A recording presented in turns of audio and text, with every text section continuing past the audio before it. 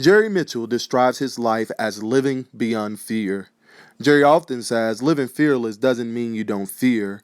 It means you live beyond those fears by speaking up when you see injustices within your community. Indeed, Jerry Mitchell has done just that.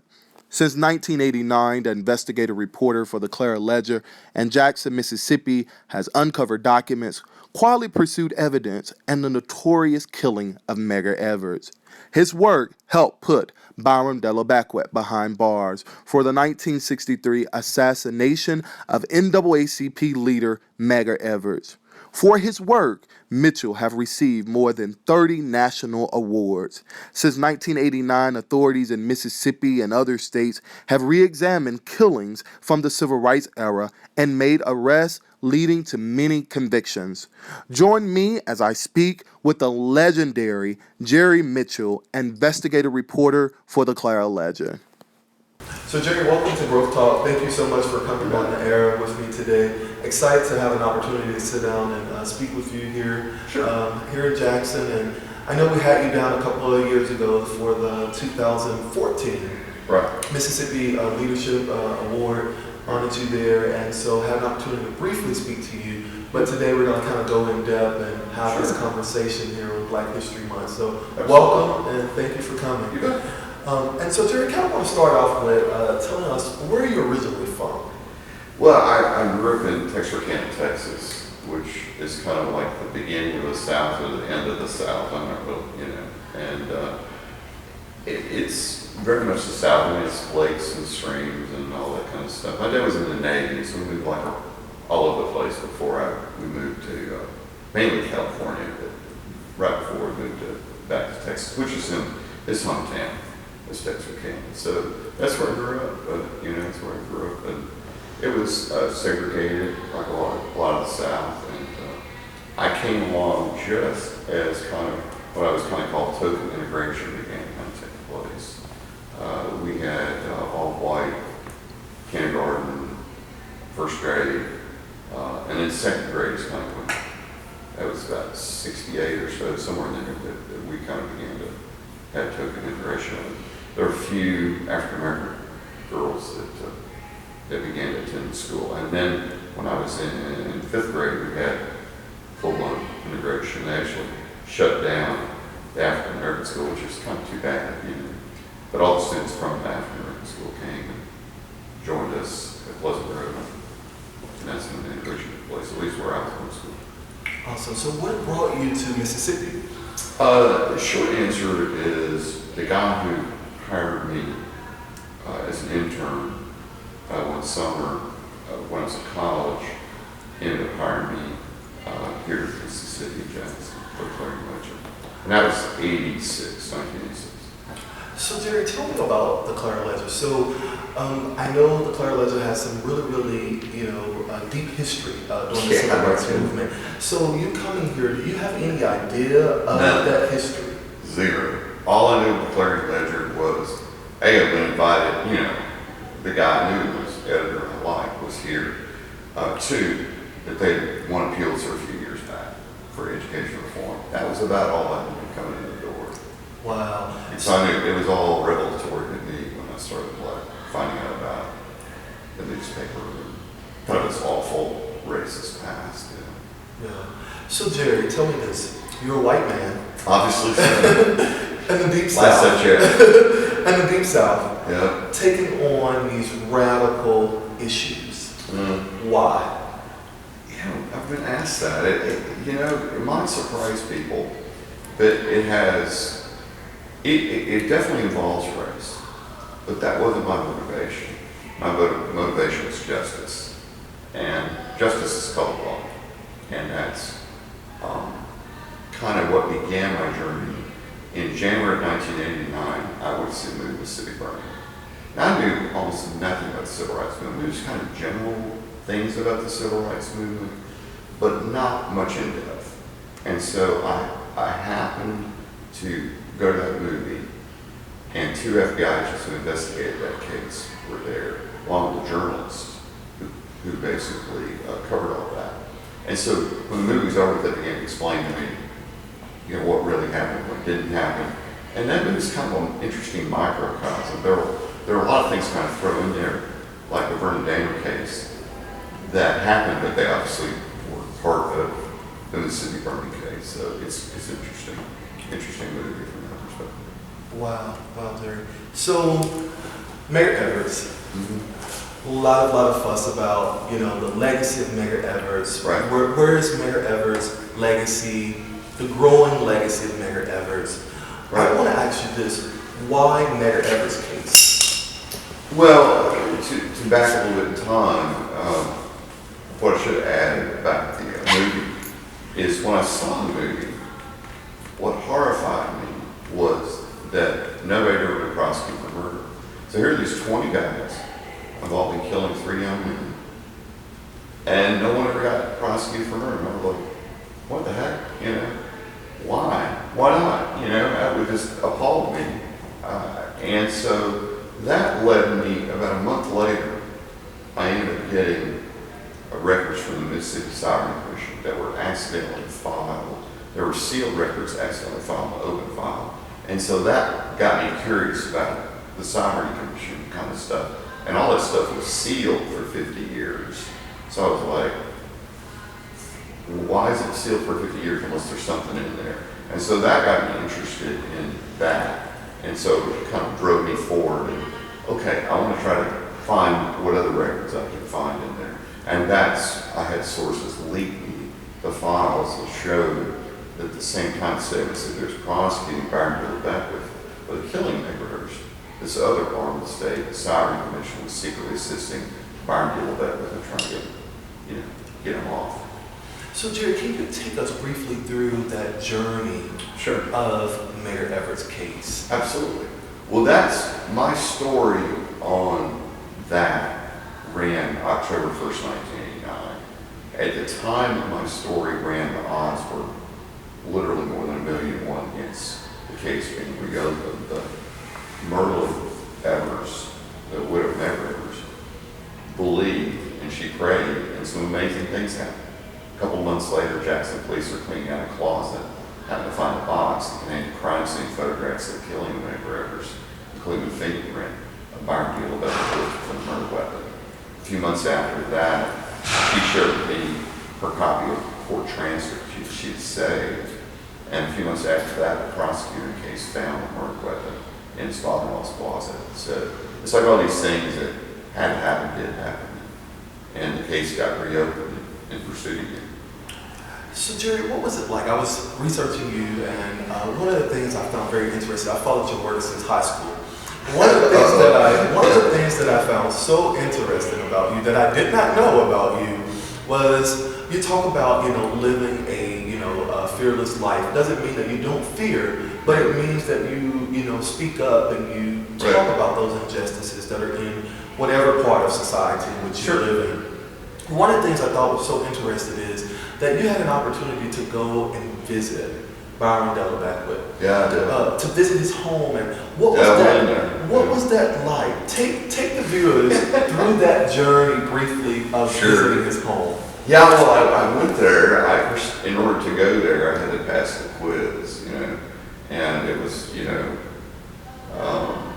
he assumed I was white already. But anyway, I know he asked that of other people, but he didn't ask that I don't remember. And anyway, it was all the things like, where did you grow up? What are your parents' names? All that kind of stuff. And I could have refused to answer, but I knew he liked answers, so I just went to answer, honestly. And so he said, yeah, come on up, because I said I wanted to go up and talk to him. And so he had me come up, and this was April, I forget the date exactly, it was April of 1990. And so we talked for about 6 hours. I arrived, I guess I got there about 2:33, somewhere in that time frame, because I got up pretty early and then made it there about 2:30, I think, so when I got there. And so he welcomed me. He didn't have any idea at that moment that I had done a story that got the case reopened. And so he welcomed me. I was kind of like a long lost cousin. Come on in, and all this stuff. And he was just absolutely the most racist person I ever spent any time with. It was just inward that. And then, of course, she's very anti-Semitic and talking about the Jews. And, you know, it was just, I mean, we got done, felt like I needed a bath, you know what I mean? It was just, it was incredible. And so it was starting to get dark. And, you know, Sigma Mountain, which is just outside of Chattanooga, is a beautiful place when it's getting dark, but not really when you were Byron De La Beckwith. So he insisted on, like, walking me out to my car. And I'm like, really? That's okay, you know. So he walks me out there anyway and gets me out there and says, if you write positive things about white Caucasian Christians, God will bless you. If you write negative things about white Caucasian Christians, God will punish you. If God does not punish you directly, several individuals will do it for him. And, so that was that's what he told me right before I left. And Jerry, one of the things that I thought was so humorous about that story was that I think his wife fixed you a sandwich. Yeah, the wife made a sandwich. That's true. So, that's true. So she sent me a sandwich. Yeah, I tossed the sandwich. Yeah. I didn't keep the sandwich. You know. Yeah. So I thought that was very humorous. And I was like, oh wow. I said Jerry's really fearless. I was like, okay, that was I didn't know that about you. So that's pretty wild. Yeah. And so Jerry, I want you to take me back to February 5th, 1994. Oh, yeah. The day that Byron De La Beckwith was convicted. You know, take me back. Because so many people see the image of Mrs. Evers that day, that famous image of her. Yeah. Take me back to the emotion of being so close to her, being so close to the family, being so close to the story. Yeah. Take me back. Well, it was a very emotional day for me. I didn't even realize it until that day that I was kind of carrying around this big weight of this case, you know. But the night before, it looked like there might be a hung jury. I mean, that's kind of the other part of that story, which people probably don't realize, is it looked like there might be a hung jury. I didn't sleep a wink all night. I was, talking to Medgar Evers at night. We talked about every night. During the trial, we were talking and kind of saying, what do you think of this? What do you think of that? And, kind of talking back and forth. And so we talked, and we both going, yeah, this would be a hungry. And she was a lot more, hopeful than me. And I was just like, I was worried. And I'm not a worrier. So we got there the next day, and it was that night was like a monsoon. It was just like this incredible storm. And it was still raining the next morning when I came in. And I remember getting up, I didn't even dress up. I mean, I just put on, it was Saturday, by the way. So I just put on some jeans and a sweatshirt and, had my trench coat and wore it in, and I was just dragging, walking in. And literally within an hour or so, it was somewhere in that time frame, I overheard one of the bailiffs say, verdict. I was like, what? Because, given what we, saw the night before, I figured even if it was a verdict, it would be hours.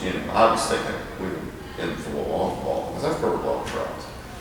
And when I heard verdict, I went, hey, they convicted. Because I knew they weren't going to quit it. I knew that he wasn't going to be acquitted. But when they said convict, which means unanimous, the jury unanimously, I knew when I heard verdict, I knew he was convicted, and that was the outcome. So then the press was in the balcony, by the way. They stuck us in the balcony, which is where the African Americans had to watch the trial from during the 60s. Right. And so there was actually a pretty good vantage point. So we actually could watch the reactions from both the families, the Evers family and the Beckwith family as well. And of course, she just, was very excited. You could hear, of course, the judge had said, no outburst before, and so, but there was still this, somewhat of an outburst from her. And then, this is the wild part. I don't know how news of the verdict made it through the door, but somehow it did. And so you heard guilty, right, from the jury. And I was like, their ear pressed up against the door, whatever it was. But when you heard it, you could hear these kind of waves of joy as it went down the hall till it reached a foyer full of people, black and white, just erupted in cheers. It's amazing. I just felt chills. That was amazing. Wow. It's amazing because a lot of people don't realize the fact, Jerry, the statement that you made, black and white. Yeah, Exactly. it was. It was black and white. Wow. It cheered. And so it was fascinating. It was really interesting and very emotional to me, Case, because when I walked out of there that day, the rain stopped, and I was just like, you know, it's like I could breathe, and this huge weight was off of me.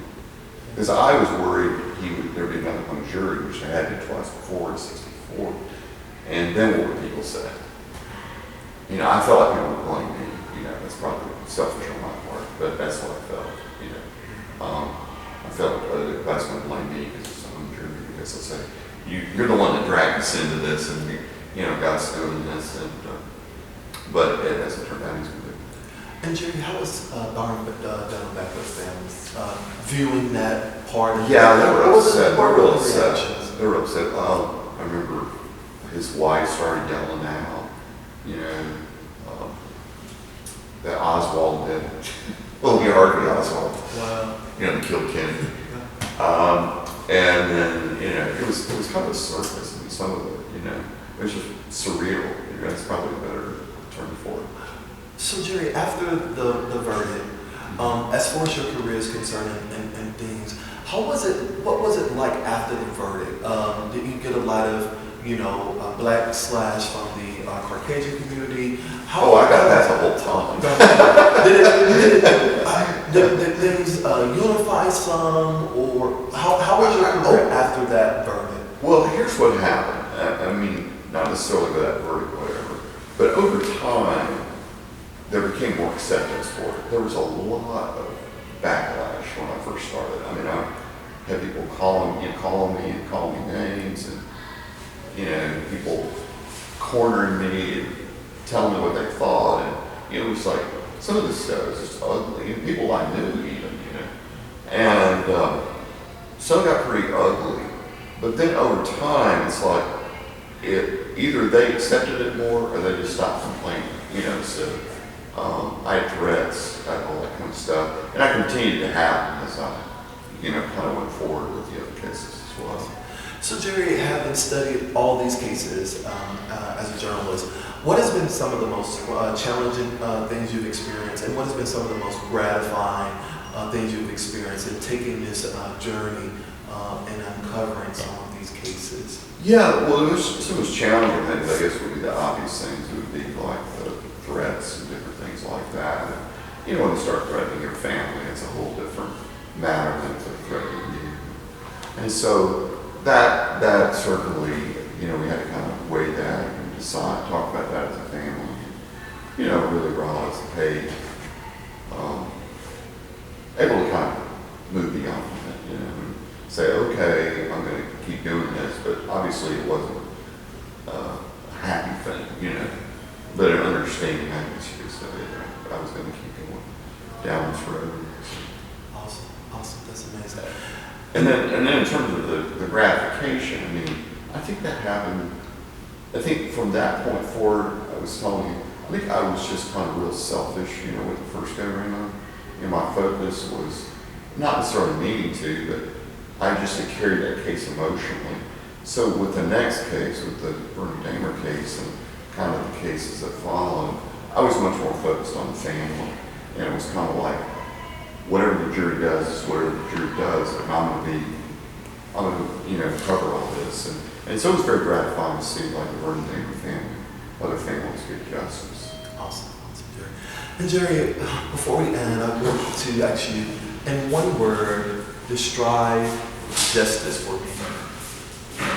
Well, you know, justice is about more than just what happens in a courtroom. Justice is about how we treat each other.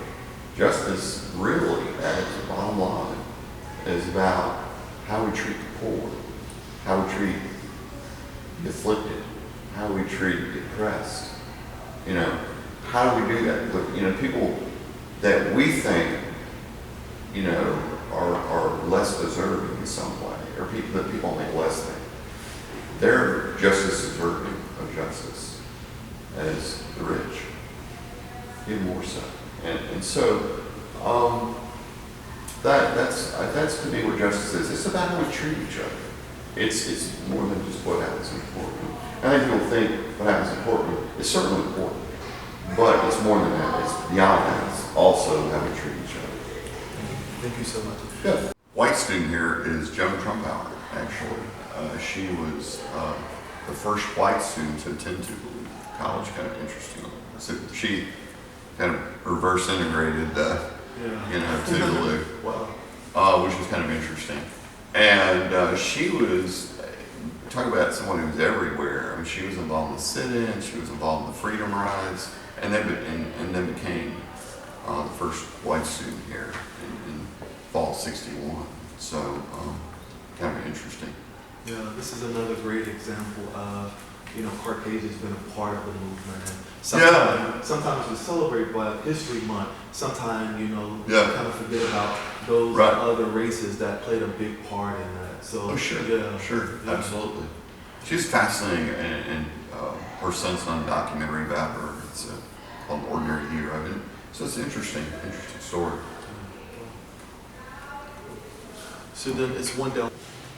This is the sit-in that happened in Jackson in May of 1963, and it was the most violent sit-in during the civil rights movement. And you can see all the whites that kind of gathered around. This was the Woolworths lunch counter, and so they were integrating that. And so you can see a lot of these actually students. Some of them are not, but then there's a certain percentage of them that are students, white students from Central High, which was all white at the time. It was just 2 blocks from where this is. And so the people seated here were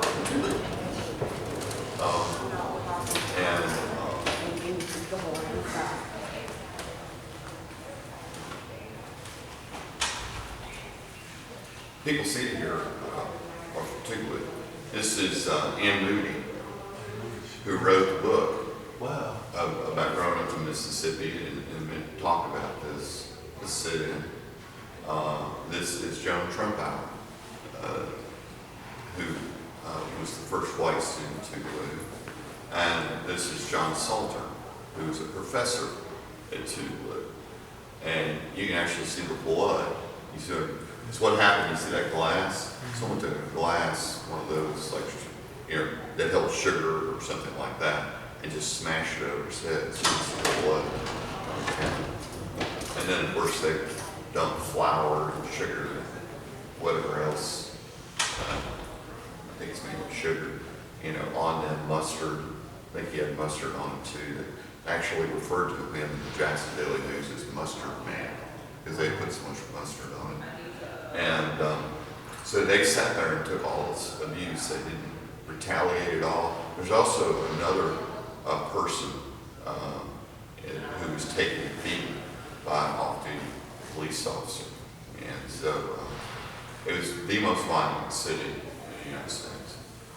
And Jerry, what's so amazing about this, when you look at their faces, they're all, like you said, just kind of sitting there taking this abuse. Incredible. I mean, this is incredible. This is like, they're just sitting there and there's this incredible hate and abuse just heaped on them. And they just sat there. So anyways, it wasn't that long after this happened that Medgar Evers was killed. So, just weeks later. This is amazing. This is another great example of so many shoulders and so many layers of the civil rights movement that we're standing on. And shoulders such as these to be able to have the privileges to sit at a restaurant bar like this today. Yes, That's amazing. It is amazing. And off camera, you can't see him in the shot, was Ed King, who was also the chaplain up here. And so he was watching the whole. This happened in 1961. This was a 209. was, just talking about Tougaloo in general, Tougaloo was kind of the home base for all who were involved in the civil rights movement, including Medgar. It was kind of a safe place. You know, you could come here, you could talk about civil rights activities. Civil rights activities were encouraged here. Even at the African American universities, they couldn't do that because it wasn't safe, because it was controlled. The money and power was controlled by the whites. They were beholden to the whites. So they couldn't promote the civil rights movement at Jackson State. And then later they could implement that moment in time. And so this was Tougaloo 9. These were 9 people who wanted to go check out this in the downtown Jackson Public Library and got arrested for it. It's amazing here. Yeah, and then Another great example of us being able to walk into the public library, no problem. yeah, you don't think anything about it today. Anything about it today, but No. these are shoulders that we're standing on right here. Yeah, exactly. It's an amazing moment in history. We think about it, you were not only denied access, you were denied access to education, essentially. You know, you couldn't go to the library, and they had a separate library for African Americans, which was, you know, hand-me-downs and whatever else they throw, you know. Yeah. And of course it had to be approved because the funding came from the white powers that be. They couldn't have anything in there, let's say, about the civil rights movement or the issues along those lines. So it was very much, in a lot of ways, a police state. And African Americans were treated as second-class citizens. This is, even for me, Jerry, a young man coming here today, looking at this, it gives me even more appreciation because, as you say, sometimes we go into these libraries and we go into these places that we're so privileged to have today, Right. but we're standing on shoulders like this that was arrested. Yep. And I can go in and check out a book with no problem today. And so these 9 were tried in municipal court in Jackson. And while that trial was going on, the police literally unleashed dogs on the crowd that was waiting outside the court. Some people there. And so This guy's involved